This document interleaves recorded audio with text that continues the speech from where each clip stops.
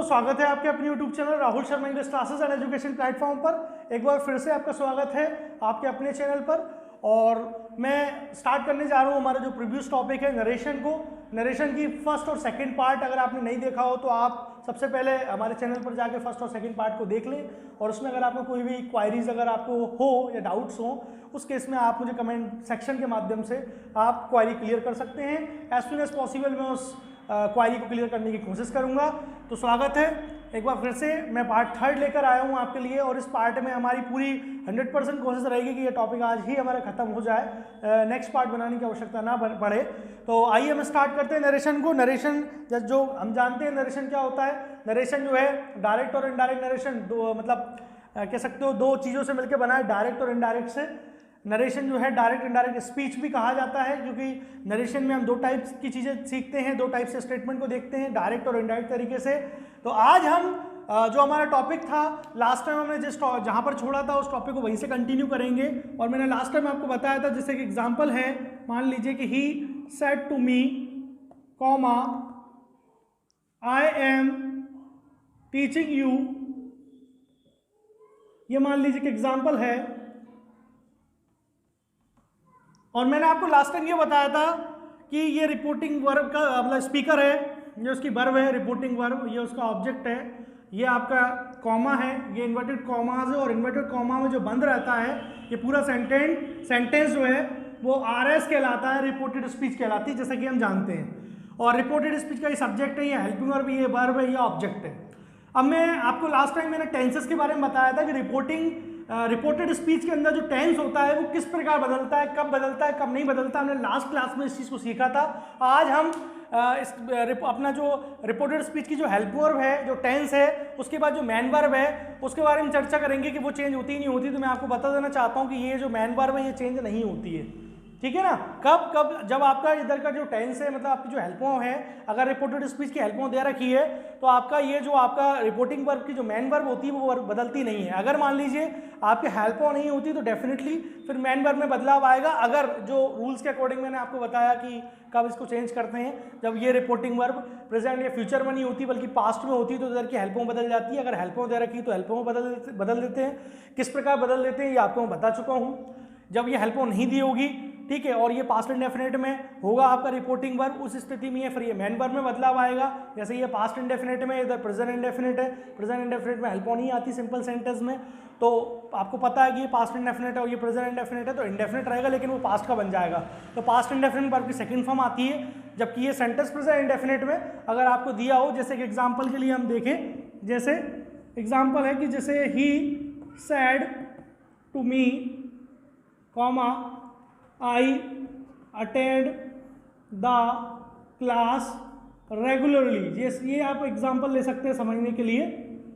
क्या आप देख पा रहे हो कि यहाँ पर मैं ये समझाना चाह रहा हूँ कि हेल्प वो जब नहीं दी होती तो आप कैसे इसको बनाएंगे, मैन वर्ब में कैसे बदलाव होगा।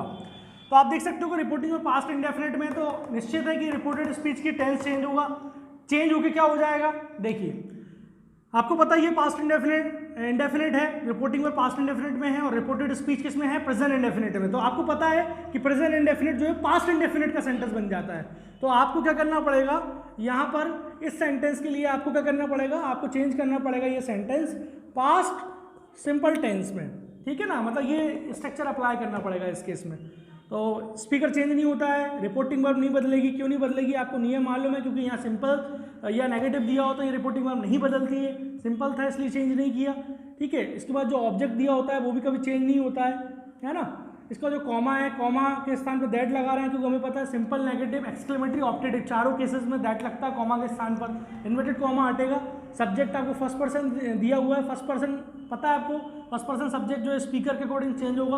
तो स्पीकर यहाँ पर ही था, ठीक है, तो आपने आई को ही को रिप्लेस कर दिया, आई को ही से रिप्लेस कर दिया। इसके बाद अब आप यहाँ पर जानते हो हेल्पो नहीं है, क्योंकि हमें मालूम है प्रेजेंट सिंपल टेंस है, प्रेजेंट सिंपल टेंस में हेल्पो नहीं होती। तो फिर मैन वर्ब में बदलाव आएगा। मैन वर्ब में क्या होता है, प्रेजेंट इंडेफिनिट है तो ये पास्ट इंडेफिनिट बन जाएगा।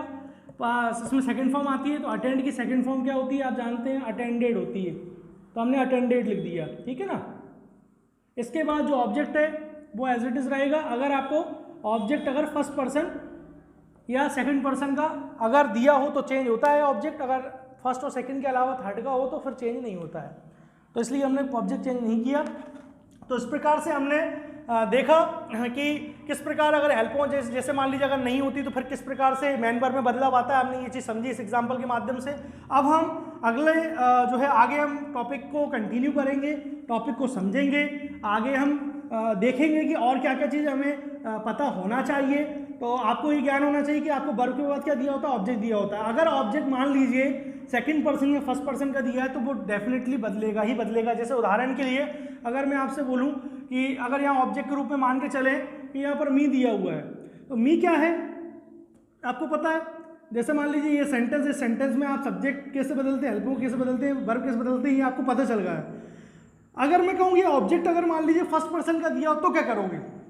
तो जैसे रिपोर्ट आपको पता है रिपोर्टेड स्पीच का सब्जेक्ट जैसे अगर फर्स्ट पर्सन का है तो आप कैसे बदलते थे, स्पीकर अकॉर्डिंग चेंज करते थे। उसी प्रकार से आपको यहाँ पर भी अगर रिपोर्टेड स्पीच का ऑब्जेक्ट फर्स्ट पर्सन का है तो वो भी इसी के अकॉर्डिंग चेंज होगा। लेकिन यह ऑब्जेक्ट ग्रुप में है तो उसकी जगह जो भी आएगा वो ऑब्जेक्ट ग्रुप में आएगा। तो यहाँ पर मी ही के अकॉर्डिंग चेंज होगा, लेकिन ही जो है वो सब्जेक्ट ग्रुप है और ये ऑब्जेक्ट ग्रुप में लिखा है, तो इसलिए इसकी जगह ये इसके अकॉर्डिंग चेंज होगा, लेकिन किस फॉर्म में आएगा, ऑब्जेक्ट के फॉर्म में आएगा। तो ऐसा लिख दिया हमने। ऐसे ही शी लिखा होता तो यहाँ हर लिख देते, दे लिखा होता तो देम लिख देते, इस प्रकार से। उसी प्रकार से अगर मान लीजिए यहाँ पर सेकंड पर्सन दिया होता तो आप जानते हो सेकंड पर्सन के केस में क्या होता है। सेकंड पर्सन में हम क्या करते थे, रिपोर्टेड स्पीच का सब्जेक्ट अगर सेकंड पर्सन का होता था तो हम क्या करते थे, रिपोर्टिंग वर्ब के ऑब्जेक्ट के अनुसार बदल देते थे। रिपोर्टिंग वर्ब का ऑब्जेक्ट यहाँ मी है तो अभी भी यही नियम रहेगा कि सेकंड पर्सन का सब्जेक्ट दिया हो रिपोर्टेड स्पीच में या ऑब्जेक्ट दिया हो, नियम वही रहेगा।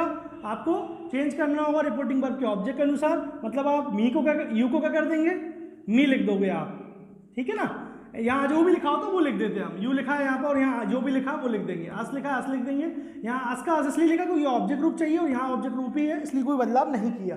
तो इस प्रकार हमारा ये पूरा हमने समझ लिया है जनरल रूल्स को, ठीक है। अब मैं कुछ एग्जाम्पल्स आपके लिए मैं बोर्ड पे दे देता हूँ जिनको आपको सॉल्व करके देखना है।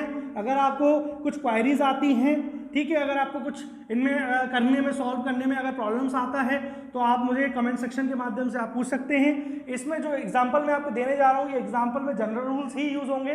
तो जनरल रूल्स मैं आपको बता चुका हूँ कि क्या क्या जनरल रूल्स होते हैं। तो हम एग्जांपल्स मैं आपको दे देता हूँ, ठीक है, वो आपको करके देखना है। नहीं आएगा तो आप मुझसे पूछ सकते हैं कमेंट सेक्शन के माध्यम से। जैसे एग्जाम्पल है कि he said to me comma I know you.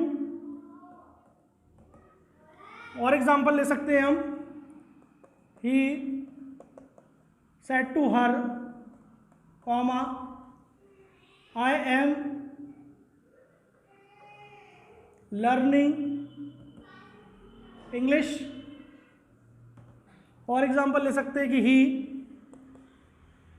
Said to me comma I have done my work. इसके बाद एक एग्जाम्पल और मैं आपको दे देता हूं कि he said to me comma she has been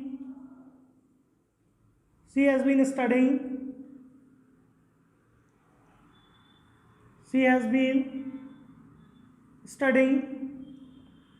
तो ये एग्जाम्पल्स मैंने आपको कुछ सामने दिए हुए हैं बोर्ड पर 4, इनको आप करके देखिएगा। इस जैसे और भी कई एग्जाम्पल हो सकते हैं, पर समय की कमी के कारण मैं आपको बहुत सारे एग्जाम्पल नहीं दे पाऊंगा। आप उसके लिए रेफरेंस का सहायता ले सकते, मतलब रेफरेंस का आप जो है हेल्प ले सकते हैं, उसके माध्यम से कई आप एग्जाम्पल्स सॉल्व करके देख सकते हैं। अगर आपको कोई दिक्कत आती है तो आप मुझे कमेंट सेक्शन में आप क्वेश्चन अपनी क्लियर कर सकते हैं, ठीक है ना।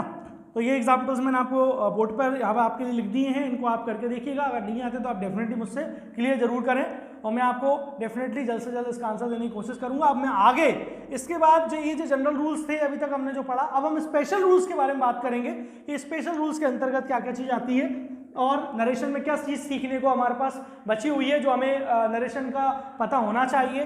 तो ये नरेशन अभी यहाँ कंप्लीट नहीं होता है, अभी इसमें स्पेशल रूल्स भी बचे हुए हैं। तो मैं आपको स्पेशल रूल्स भी लिखवा देता हूँ, करा देता हूँ। इसमें स्पेशल रूल्स में हमें क्या पता होना चाहिए, हमें मालूम होना चाहिए। इस टॉपिक को कंप्लीट करने के लिए हमें स्पेशल रूल्स का नॉलेज होना चाहिए, क्योंकि कंपटीशन लेवल में पटवारी एग्जाम, वन रक्षक या जिस कंपटीशन एग्जाम में जनरल इंग्लिश मतलब इंग्लिश पूछी जाती है, तो कंपटीशन का कोई सा भी एग्ज़ाम हो जहाँ इंग्लिश आती है वहाँ आपका ये टॉपिक जो है कॉमन होता है, बहुत ज़्यादा इंपॉर्टेंट टॉपिक है आपके लिए ये। तो आइए हम इसका जो है स्पेशल रूल्स को समझते हैं कि स्पेशल रूल्स के अंतर्गत क्या चीज़ हमें मालूम होना चाहिए। तो देखिए स्पेशल रूल्स में हमें ये पता होना चाहिए कि अगर रिपोर्टेड स्पीच में सेंटेंस, अगर रिपोर्टेड स्पीच का सेंटेंस अगर यूनिवर्सल ट्रुथ का हो या हैबिचुअल फैक्ट का हो, हैबिचुअल फैक्ट का हो या उसमें आइडम्स दे रखी हो या फ्रेसेस दे रखी हो, ठीक है ना, उस स्थिति में तब रिपोर्टेड स्पीच के पूरे सेंटेंस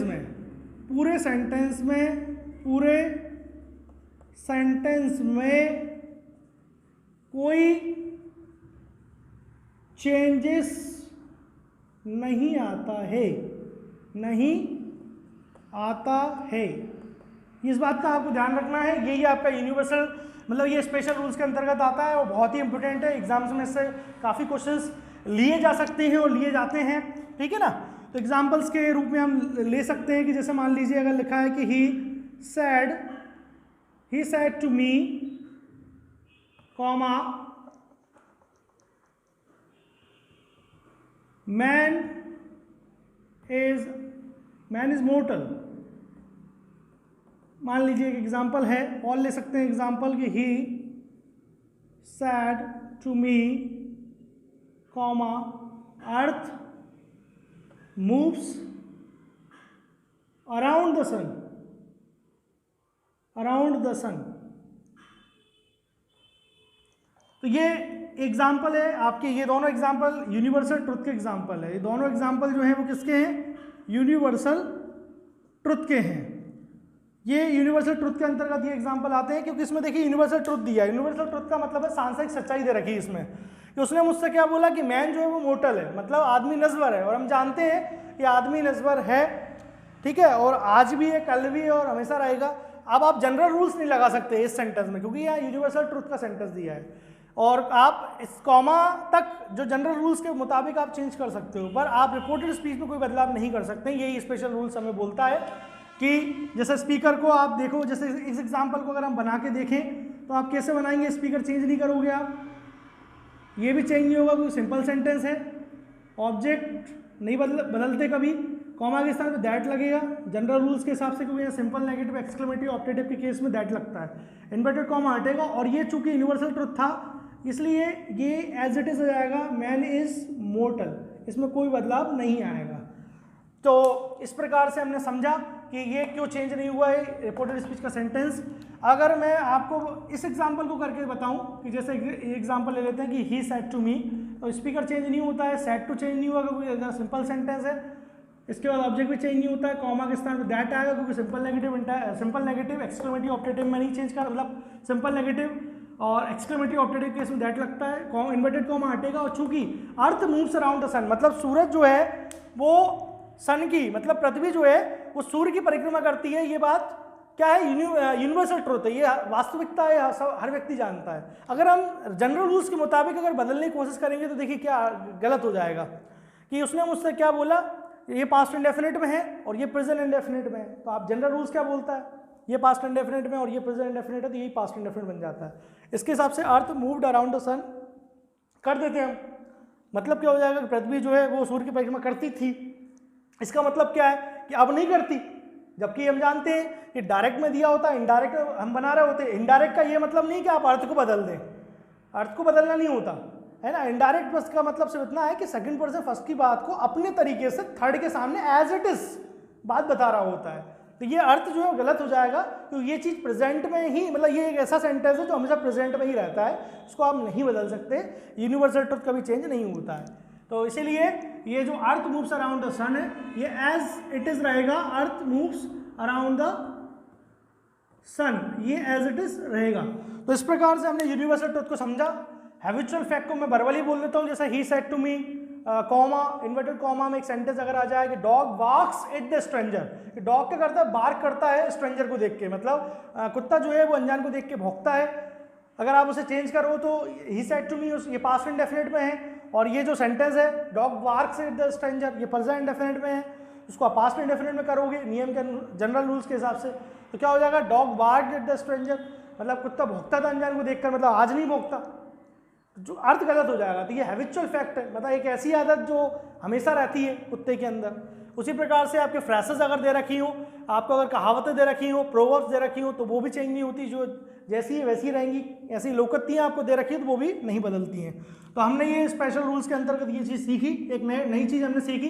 अब हम आगे कंटिन्यू करेंगे इसको, और आगे हम समझेंगे इंपरेटिव सेंटेंस को कि इंपरेटिव सेंटेंस क्या होते हैं। तो देखिएगा, इंपरेटिव सेंटेंस को हम समझेंगे।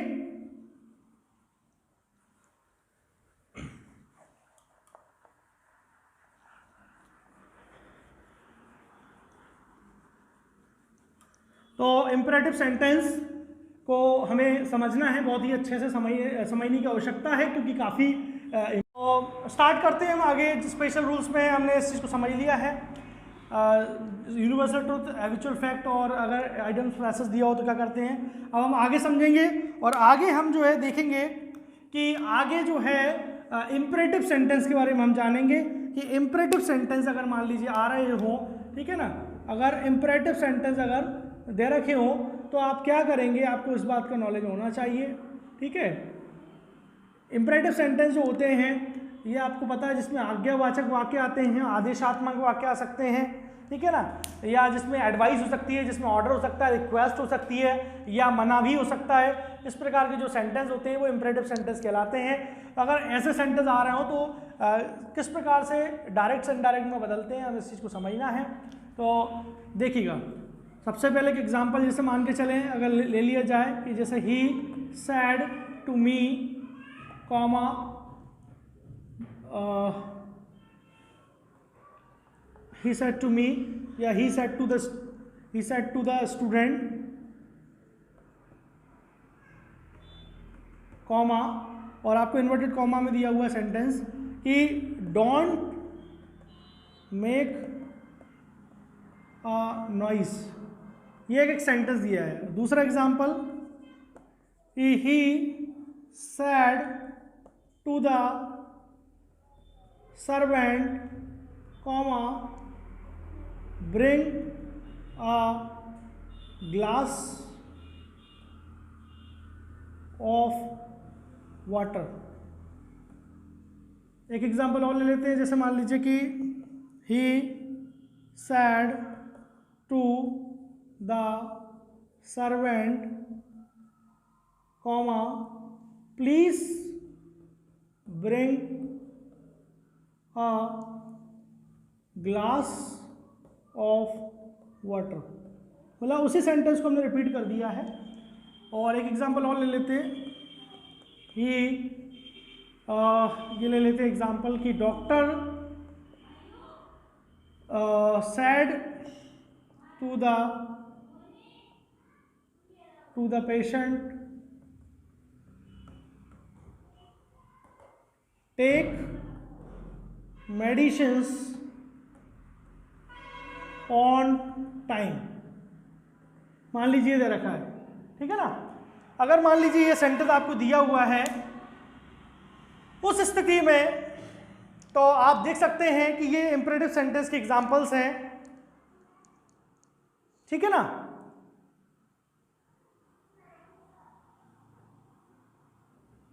तो इस स्थिति में हमें नॉलेज होना चाहिए कि ये जो सेंटेंस दिए हुए हैं ये इंपरेटिव सेंटेंस के एग्जांपल है, ठीक है ना। तो क्योंकि इसमें देखो, आप देख सकते हैं doctor said to the patient, doctor ने पेशेंट से बोला कि मेडिसिन को टाइम पर लें, इसमें एडवाइस वाली बात आ रही है। इसमें स्टूडेंट से मना किया जा रहा है, इसमें सर्वेंट से बोला जा रहा है कि एक गिलास पानी लेके आओ, ऑर्डर वाली बात है इसमें रिक्वेस्ट की गई है। तो यही 4 प्रकार के सेंटेंस इंपरेटिव सेंटेंस में आते हैं। इसी स्थिति में ये जो रिपोर्टिंग वर्ब ये बदल जाएगी, इसके अर्थ के अनुसार ये वर्ब बदलेंगे, ठीक है ना। और हमें पता है कि कॉमा के स्थान पे TO2 लगता है अगर यहाँ पर अगर सेंटेंस इंपरेटिव का दिया है तो इस एग्जांपल को अगर हम करके देखें तो पहले आप ये आंसर्स मतलब क्वेश्चंस को नोट डाउन कर लें, और अगर आपने कर लिए हो तो यहीं पर मैं आपको इसका आंसर बता देता हूँ कि जैसे डॉक्टर है तो डॉक्टर का डॉक्टर रहेगा, ठीक है, क्योंकि स्पीकर चेंज नहीं होता है। इसके बाद सैड अब सैड नहीं रहेगा, क्योंकि यहाँ देखिए इसके अर्थ के अनुसार क्या हो रहा है, सलाह दे रहा है, इसलिए सैड का क्या हो जाएगा, एडवाइज्ड हो जाएगा या सजेस्टेड हो जाएगा। और इसका जो पेशेंट है वो आपका क्या है, ऑब्जेक्ट है, ऑब्जेक्ट भी चेंज नहीं होता है। इसके बाद ये जो आपका कॉमा के स्थान पे क्या लगेगा, टू लगेगा। इस टू के बाद ये जो पूरा सेंटेंस एज इट इज़ लिख दिया जाता है, इसमें कोई बदलाव नहीं आता। अगर हम बात करें इस सेंटेंस की कि उसने मतलब क्या बोला, स्टूडेंट से बोला कि आवाज़ ना करें, तो स्पीकर चेंज नहीं होगा। अब यहाँ ये सेट की जगह क्या करेंगे, मना कर रहा है, इसलिए रिफ्यूज्ड कर देंगे हम, इसके अर्थ के अनुसार बदल जाएगा इस सेंटेंस के हिसाब से, या डिनाइड कर देंगे, ठीक है, या फॉरवर्ड कर देंगे। इसके बाद स्टूडेंट जो है आपका ऑब्जेक्ट है, वैसे ही रहेगा, कॉमा के स्थान पे TO2 आएगा। इसके बाद 2 नहीं आएगा, बल्कि आपको पता होना चाहिए जब अगर इन्वर्टेड कॉमा डोंट लिखा हो या डज नॉट लिखा हो, उस केस में 2 तो लिखते हैं यहाँ पर कॉमा के स्थान पे, लेकिन नॉट 2 लिखा जाता है। नॉट पहले आता है फिर 2 आता है, और यहाँ से डोंट हट जाएगा, ठीक है ना, और इन्वर्टेड कॉमा हट जाएगा, और बाकी इसके बाद पूरा सेंटेंस लिख देंगे मेक अ नॉइज। उसी प्रकार से अगर इस सेंटेंस को देखें तो स्पीकर चेंज नहीं होगा, ठीक है। इसके बाद ये वर्ब बदल जाएगी, यहाँ पर ऑर्डर दिया जा रहा है तो ही ऑर्डर्ड हो जाएगा, ही ऑर्डर्ड द सर्वेंट, ठीक है। इसकी जगह पर TO2 आएगा। उसके बाद इस पूरे सेंटेंस को जैसा है वैसे ही लिख देंगे।